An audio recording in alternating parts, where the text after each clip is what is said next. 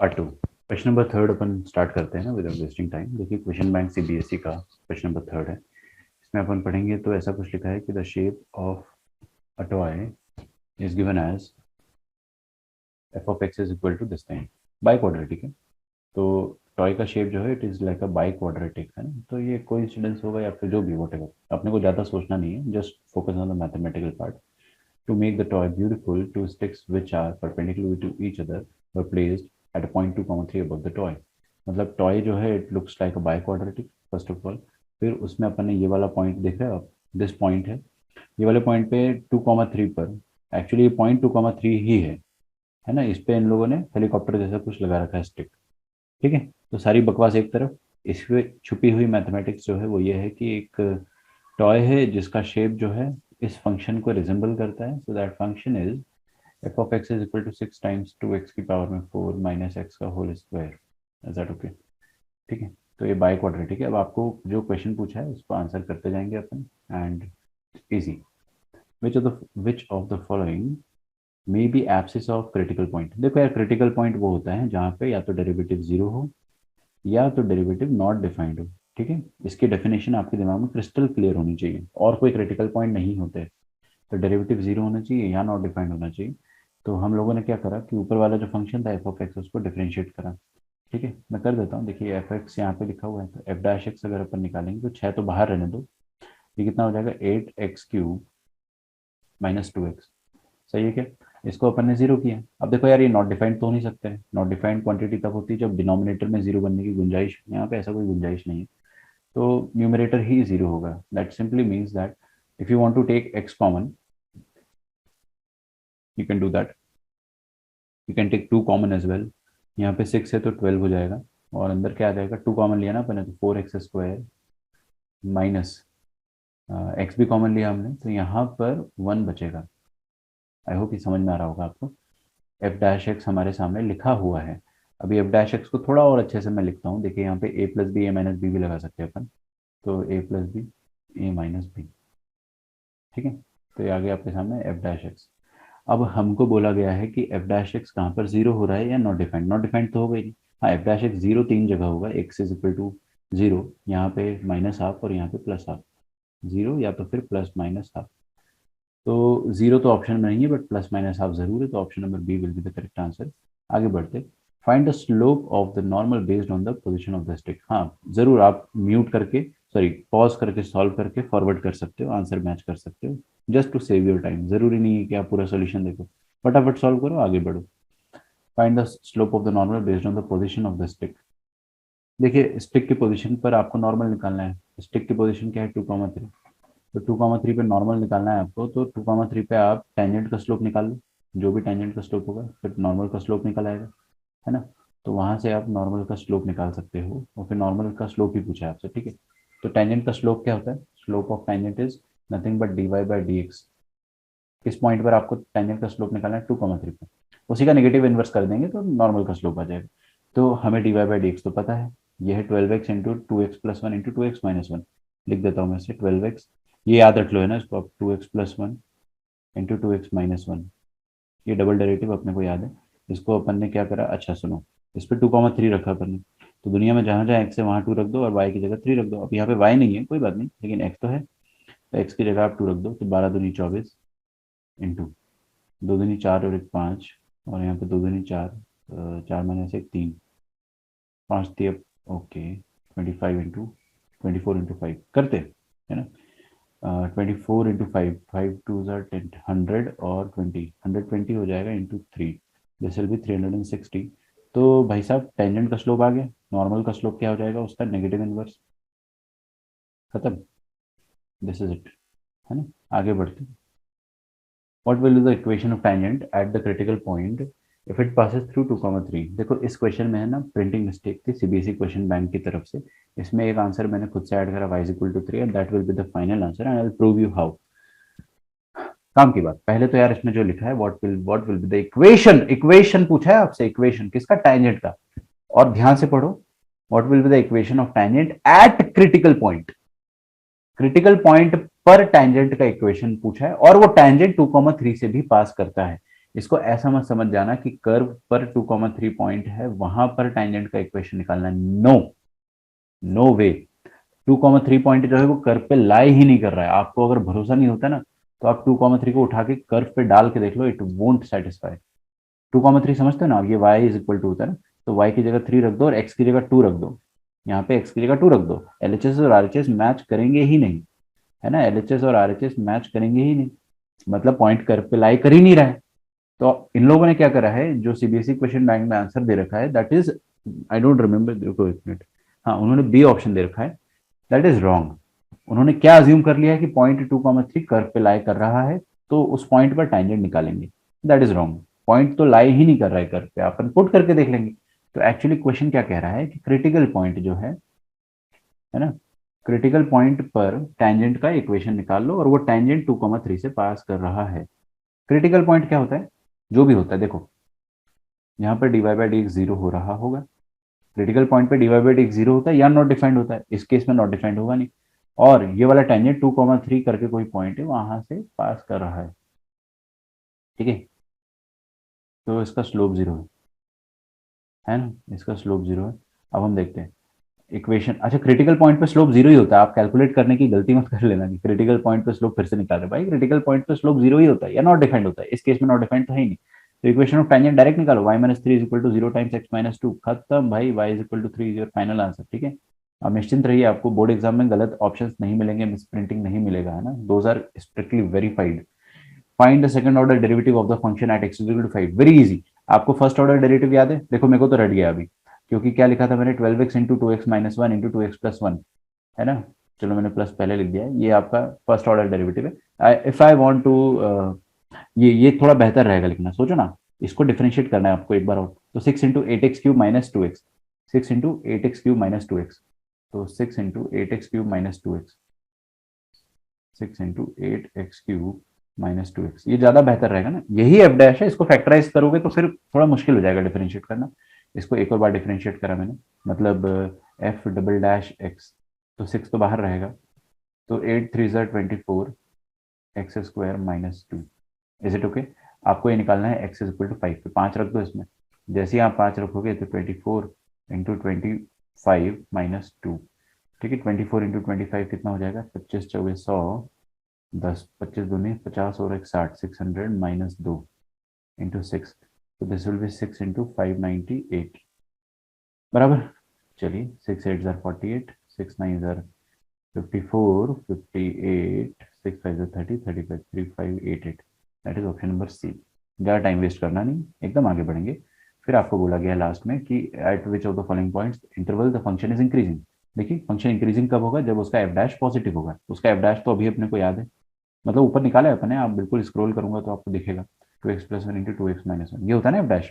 इस क्वेश्चन में ये है, आपको बोला है कि the function will be increasing. अब देखो इंक्रीजिंग बोला है, स्ट्रिक्टली इंक्रीजिंग नहीं बोला है, तो खैर ग्रेटर देन जीरो करो या greater than equal to zero करो। अभी मैं इस बारे में अगर सोचूं तो ऑप्शंस में सब में क्लोज ब्रैकेट ओपन ब्रैकेट का देखो कोई लफड़ा ही नहीं है, सारे ब्रैकेट ओपन है, तो अपन ग्रेटर देन जीरो के हिसाब से सॉल्व कर लेते हैं।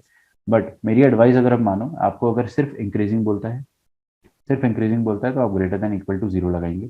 स्ट्रिक्टली इंक्रीजिंग बोलता है तो हिम्मत नहीं होनी चाहिए जीरो करने की, ग्रेटर देन जीरो होना चाहिए। स्ट्रिक्टली इंक्रीजिंग मतलब ग्रेटर देन जीरो, ठीक है। स्ट्रिक्टली में आप जीरो के बराबर नहीं कर सकते, ग्रेटर देन ही करना है।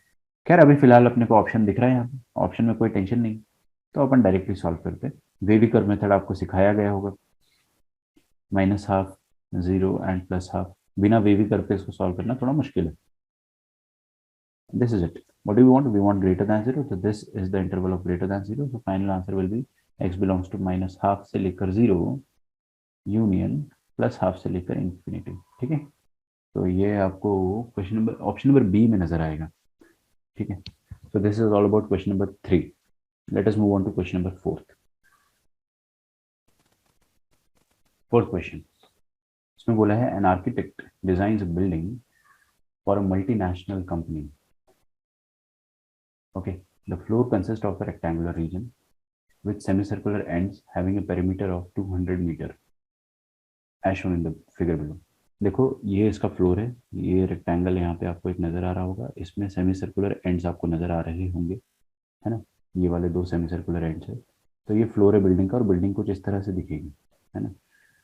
ओके, तो ये फ्लोर में थोड़ा सा फिगर थोड़ा ब्लरी आ गया है, मैं फिर से बता देता हूँ, ये एक्स है और ये वाला लेंथ जो है रेक्टेंगल का width basically this is y. ठीक है, तो रेक्टेंगल का जो फ्लोर है वो कुछ ऐसे शेप का है, और इसका पेरीमीटर जो है that is 200 metre. Perimeter 200 metre है। ओके, नाउ आपने को क्या बोला है, क्वेश्चन पढ़ते directly. If x and y represent the length and the width of the length and the breadth of rectangular region, then the relation between the variables is. बड़ा आसान question है, देखिए। लेंथ ये रहा एक्स, और breadth breadth है यहाँ पे वाई। ठीक है, तो पेरीमीटर के हिसाब से आपको रिलेशन निकालना है। आप चाहे तो पॉज करके ट्राई करें, बिल्कुल, है ना। You can read the question. तो पेरीमीटर अगर मैं लिखना चाहूँगा तो कैसे लिखेंगे, देखिए, ये एक्स है और यहाँ पर भी एक्स आएगा इतना लेंथ, तो एक्स प्लस एक्स कितना आ गया, 2x आ गया। लेकिन ये वाला पेरीमीटर जो होगा वो सेमी सर्कुलर होगा। सेमी सर्कल का पेरीमीटर क्या हो जाएगा, अच्छा ये सेमी सर्कल और ये सेमी सर्कल, ये मिलके एक पूरा एक सर्कल ही बना दिया ना इन लोगों ने। तो बेसिकली एक सर्कल का ही पेरीमीटर लिख डालो, सही बात है। अच्छा, सर्कल का पेरीमीटर क्या होता है, 2 पाई आर, 2 पाई रेडियस। अच्छा ध्यान से देखो, ये क्या है बेटा, ये है डायमीटर। डायमीटर अगर वाई है तो रेडियस कितना होगा, रेडियस इसका आधा हो जाएगा, y/2। तो पेरीमीटर कितना हो जाएगा, 2x प्लस 2 पाई y/2। सोच पा रहे हो आप लोग, और ये पेरीमीटर क्वेश्चन में 200 गिवन है। 2 पाई आर कर दिया मैंने, क्योंकि पूरा ही सर्कल बन जाएगा, दो सेमी सर्कल है ना, एक और एक। तो 2x प्लस ये 2 और 2 कट जाएगा तो कितना आ जाएगा, pi y। This is equal to 200। This is it, 2x plus pi y is equal to 200। तो ये हमको ऑप्शन नंबर बी में नजर आ रहा है, आपको भी नजर आ रहा होगा। अगले क्वेश्चन की ओर बढ़ते हैं। The area of the rectangular region A represented as the function of x. बड़ा आसान, फिर से रेक्टेंगुलर रीजन का एरिया लिखना है आपको। क्या करना है, रेक्टेंगुलर रीजन का एरिया लिखना है। तो area of rectangular region A, rectangular reason जो है इधर देखो, ये, हाँ, ये तो सेमी सर्कल है, ये भी सेमी सर्कल है। हमको क्या चाहिए, सिर्फ और सिर्फ रेक्टेंगल का एरिया। रेक्टेंगल का एरिया पूछा है तो आप उसको चुपचाप वो बता दो। ये रेक्टेंगल का एरिया क्या होगा, length into breadth, breadth of rectangle is y. तो रेक्टेंगल का एरिया हो जाएगा, एरिया ऑफ रेक्टेंगल ए, यहाँ पे खुद ही दे रखा है रेक्टेंगुलर रीजन ए है ना। Area of rectangular region is A, that is represented by length into breadth. तो लेंथ है एक्स और ब्रेथ है वाई। ओके, ओके, आपको एक्स के टर्म में as a function of x पूछा है, कोई बात नहीं। देखो हम क्या करेंगे, एक्स के फंक्शन में पूछा है तो वाई जो है ना, इसको भी एक्स के टर्म में लिखना है, लिख देते हैं ये वाले रिलेशन को यूज करके। तो मैं यहाँ से क्या लिख सकता हूँ, pi into y is equal to 200 - 2x। ठीक है, तो y कितना आ जाएगा, 200 - 2x अपॉन पाई। सही। आप चाहो तो इसमें से 2 कॉमन ले सकते हो, पाई तो कॉमन है ही। 2/पाई इंटू 100 - x, ये ठीक। तो यहाँ पे y की जगह रख दो आप 2/पाई इंटू 100 - x। ये आ गया एरिया। एरिया ए को थोड़ा सिंप्लीफाई करेंगे तो आपका आंसर आ जाएगा आपके पास 2x अपॉन पाई। ठीक है, मेरे को, अच्छा, कोई बात नहीं, एक्चुअली ऑप्शन ए थोड़ा सा मैच करता हुआ नजर आ गया है। तो 2/पाई रहने दो बाहर, अंदर x को पहुंचा दो, तो 100x - x²। देखो कौन सा मैच कर रहा है, ऑप्शन ए मैच कर रहा है, that is the correct answer. सिर्फ रेक्टेंगल का एरिया पूछा था। थर्ड पार्ट में पूछा the maximum value of the area A is. अच्छा, ये जो रेक्टेंगल का एरिया है ना, उसका मैक्सिमम वैल्यू। तो रेक्टेंगल का एरिया जो है that is a function of x, let me just write it down. 2/पाई इंटू 100x - x², ये लिख दिया मैंने रेक्टेंगल का रीजन।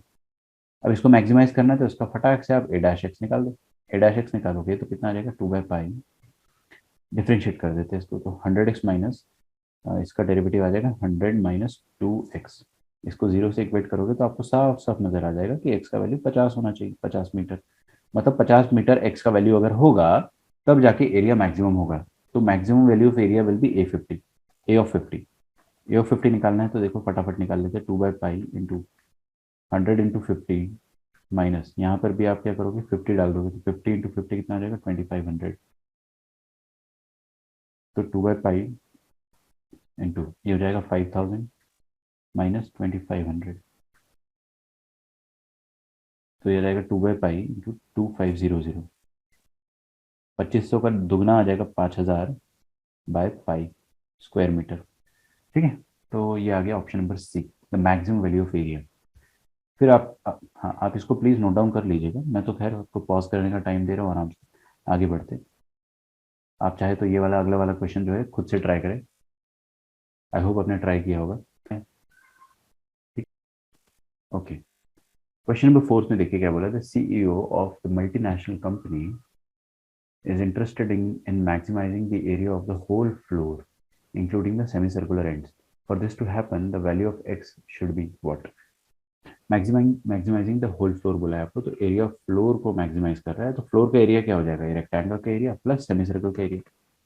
तो रेक्टेंगल का एरिया क्या होता है, length into breadth. Semi circle का एरिया क्या होता है, पाई इंटू रेडियस स्क्वायर। वैसे सेमी सर्कल तो एक सेमी सर्कल है और एक और सेमी सर्कल है, तो मिलके पूरा सर्कल ही हो गया ना। तो सर्कल का एरिया लिख डालो, pi r square, pi into y by two का होल स्क्वायर। अरे रेडियस तो वाई का हाफ हो जाएगा ना, वाई बाई टू का स्क्वायर क्या हो जाएगा, वाई स्क्वायर बाय 4। तो ये क्या, अच्छा बहुत बढ़िया। अब ये वाई की जगह मैं क्या लिखूंगा, वही वाली चीज जो अपन ने स्टार्टिंग में रिप्लेस करी थी। हम लोगों ने यहाँ पे लिख देता हूँ, वाई को लिखा था 2/पाई इंटू 100 - 2x। आप लोग अगर भूल रहे हो तो मैं ऊपर ले जाके आपको बता देता हूँ कि ये रहा वाई का वैल्यू, 2/पाई इंटू 100 - x। ठीक है, मैंने 2x लिख के वहाँ पे शायद गलती करी, अच्छा स्क्रॉल कर लिया, 100 - x आएगा जैसे। ठीक है, ओके। तो यहाँ पे मैंने y की जगह रखा 2/पाई, 2/पाई इंटू 100 - x प्लस पाई/4 इंटू वाई की जगह फिर से ओके, वाई की जगह रखेंगे ये चीज़ 2/पाई। 2/पाई का स्क्वायर क्या है, 4/पाई स्क्वायर हो जाएगा, सोच कर देखना, है ना। अरे वाई स्क्वायर है ना, वाई की जगह ये पूरे आइटम का स्क्वायर कर रहा हूँ मैं ना, थोड़ा ध्यान से देखो अब, है ना। 100 - x का होल स्क्वायर। चेक कर लो एरिया यहाँ तक आपको समझ में आ रहा है क्या, क्योंकि ये 4 और 4 कट जाएगा, ये पाई और पाई कट जाएगा। तो finally what we will have, 2x/पाई इंटू 100 - x प्लस 100 - x का होल स्क्वायर अपॉन पाई। ये ठीक, आगे बढ़ते हैं। अब इसको डिफरेंशिएट कर देंगे। आप चाहो तो ये x को अंदर घुसा दो, ये वाला जो x दिख रहा है ना आपको, इसको अंदर घुसा दो। ये 100x - x स्क्वायर हो जाएगा, ताकि डिफरेंशिएट करना आसान रहे। तो देखो क्वेश्चन थोड़ा सा कॉम्प्लेक्स है, थोड़ा मुश्किल टाइप का क्वेश्चन है ये, क्योंकि आपको पेशेंस चाहिए इसमें ना। तो अपन आराम आराम से शांति से करेंगे। तो ए का डेरिवेटिव निकाला मैंने, तो 2/पाई पहली बार में रहने दो। ठीक है, डिफरेंशिएट करा मैंने, 100x - x स्क्वायर का डेरिवेटिव क्या है, 100x का डेरिवेटिव 100 और x स्क्वायर का डेरिवेटिव 2x प्लस, ओके यहाँ पर लिखा है पाई, तो पाई 1/पाई तो बाहर रहने दो। ये क्या लिखा है, मसाला स्क्वायर। मसाला स्क्वायर का डेरिवेटिव क्या होता है, 2 मसाला। तो 2 मसाला, और फिर ये मसाला का डेरिवेटिव क्या हो जाएगा, -1। ये हो जाएगा -1। Is that okay. फिर ये 2/पाई को हम कॉमन लेंगे, 2/पाई को हमने कॉमन लिया तो अंदर क्या बचेगा, 100 - 2x माइनस, यहाँ पे बचेगा -100 माइनस माइनस प्लस x। ठीक, this is it and this we want to equate to 0। तो 2/पाई इसका कोई काम नहीं है, फिर भी लिख देते। 100 - 100 यहाँ से कट जा रहा है, बच क्या रहा है, -2x plus x minus x. काफ़ी वियर्ड सा हो गया ना, कोई बात नहीं, दिस इज इक्वल टू 0। तो आपको आंसर क्या मिलेगा यहाँ से आंसर मिलेगा कि it implies that x is equal to 0। ठीक है, मतलब x का वैल्यू 0 होगा तब जाके फ्लोर, पूरा फ्लोर का एरिया मैक्सिमम होगा। इसका मतलब आप समझो, पहले तो आंसर अपना यही है, x इज इक्वल टू 0। इसका मतलब ये है कि x क्या रिप्रेजेंट कर रहा है, रेक्टेंगल का विड्थ, सॉरी लेंथ। मतलब रेक्टेंगल की लेंथ जो है ना वो 0 हो जाए। ये अगर 0 हो गया तो रेक्टेंगल बचेगा ही नहीं। मतलब पूरा का पूरा फ्लोर अगर सर्कुलर कर दोगे ना, तब जाके आपको मैक्सिमम एरिया मिलेगा, ऐसा ये क्वेश्चन का आंसर हमको सजेस्ट कर रहा है। ठीक है, this is the fourth question. Fifth question में थोड़ी सी प्रिंटिंग मिस्टेक की आशंका है। आगे बढ़ते हैं अपन, देखते हैं फिफ्थ क्वेश्चन को भी। अगला क्वेश्चन में दिया हुआ है कि the extra area generated if the area of the whole floor is maximised. देखो ये क्वेश्चन में ना गड़बड़ है ना, इसमें मिस्टेक है। क्या मिस्टेक है मैं बताता हूँ आपको। एक्स्ट्रा एरिया जनरेटेड बोल रहा है वो कि जब फ्लोर का एरिया मैक्सिमाइज, फ्लोर का एरिया मैक्सिमाइज कब होगा, जब एक्स 0 होगा। तो जब एक्स 0 होगा, है ना, जब एक्स 0 होगा तो वाई का तो ये वैल्यू होता है ना, वाई का वैल्यू आपके पास क्या आ जाएगा, यहाँ पे 0 पुट कर दो, तो 200/पाई आ जाएगा वाई का वैल्यू। सही, और एरिया ऑफ द फ्लोर क्या आ जाएगा, x into y, that is zero, क्योंकि एक्स तो जीरो ही है।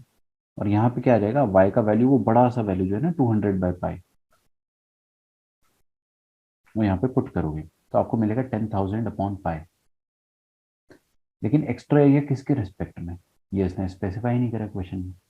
मैं फाइनल एरिया तो निकाल लूंगा, मैक्सिमम एरिया विल बी 10,000/पाई metre square, that is something that I can calculate, but आपको बोला था extra area generated if the area of the whole floor is maximized. Whole floor maximize करने के बाद एरिया आपका 10,000/पाई मीटर स्क्वायर आ रहा है, बिल्कुल। लेकिन एक्स्ट्रा किसके रेस्पेक्ट में भाई, किसके रेस्पेक्ट में, एक्स्ट्रा कुछ तो होना चाहिए। तो अगर अपन ये भी सोचे कि यार अपन ने सेकंड क्वेश्चन जब ये करा था, the area of the rectangular region A expressed as a function of x, नहीं सॉरी ये वाला, the maximum value of area, उस समय अपन ने मैक्सिमम वैल्यू ऑफ एरिया निकाली थी रेक्टेंगल की, दैट वाज 5,000, राइट। तो जब रेक्टेंगल की वैल्यू 5,000 थी, तो सेमी सर्कल की वैल्यू क्या रही होगी, सेमी सर्कल की वैल्यू, सेमी सर्कुलर रीजन की वैल्यू रही होगी पाई इंटू रेडियस स्क्वायर, सही ना। अच्छा, उस समय क्या आया था आपको, अगर क्वेश्चन नंबर 3 याद हो, वैसे तो अपन ये क्वेश्चन छोड़ देंगे एग्जाम में अगर आएगा तो, क्योंकि फंस जाओगे ना, बाकी चार कंफर्टेबली हो जा रहे, तो इसमें पंगा नहीं लेना। तो पाई/4, ये 2 का स्क्वायर जो आएगा 4 आएगा, फिर वाई स्क्वायर का मतलब क्या होता है मैं समझता हूँ। एक्स 50 है, एक्स 50 है तो वाई कितना हो जाएगा, 2/पाई इंटू 100 - एक्स होता है वाई, तो 100 - 50 इज 50, 50 इंटू 2 इज 100, 100/पाई will be the y in this third case. तो पाई/4 इंटू वाई स्क्वायर ना, तो 100 दैट इज 10,000/पाई स्क्वायर, ऐसा और ऐसा, सॉरी ये पाई और पाई कट जाएगा। उस केस में सेमी सर्कुलर रीजन का एरिया कितना आता है, 4 से काटना है ना, 4 25 2500, और ये सेमी सर्कुलर रीजन का एरिया इतना आया, रेक्टेंगुलर रीजन का एरिया हमारे पास इतना आया था, दोनों को जोड़ेंगे तो 7500 आता है, 7500/पाई metre square. There is nothing to compare. आपको मेरी बात समझ में आ रही हो तो अच्छी बात है, नहीं समझ में आ रही तो लोड मत लेना, है ना, किसी की गलती नहीं है इसमें, क्वेश्चन एकदम अपसर्ड है। पहले हमारा रीजन अगर थर्ड केस के हिसाब से देखते हो तो इतना था, फाइनल केस के हिसाब से 10,000 आ रहा है, तो there is a change, there is a change. Even if you compare this, पहले तो स्पेसिफाई किया ही नहीं, बट अगर अपन खुद से भी एज्यूम करें तो 2500 मीटर स्क्वायर का चेंज है, 2500/पाई, है ना, there is a change. Answer जो दिया हुआ है लास्ट वाले ऑप्शन में, जो आंसर दिया है that is no change, both areas are equal, so that is wrong, है ना, क्वेश्चन में ही गड़बड़ है कुछ, तो इसको अपन क्वेश्चन को छोड़ देंगे, इसका आप ज्यादा लोड मत लेना, थोड़ी सी प्रिंटिंग मिस्टेक नहीं है, ज्यादा प्रिंटिंग मिस्टेक है इस पूरे सिनेरियो में। लास्ट क्वेश्चन की ओर अपन आगे बढ़ते हैं।